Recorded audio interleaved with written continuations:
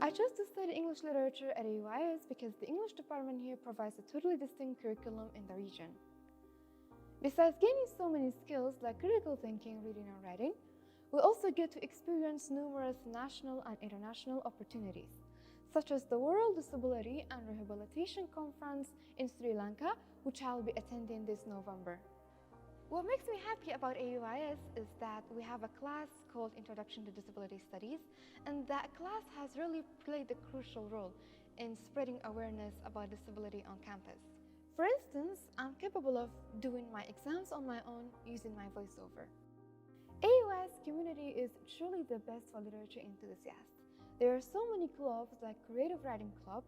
There are also various centers that offer students internships, such as Cashgirl, a hub for literary research preservation and translation, CGDS, IRIS, and many more.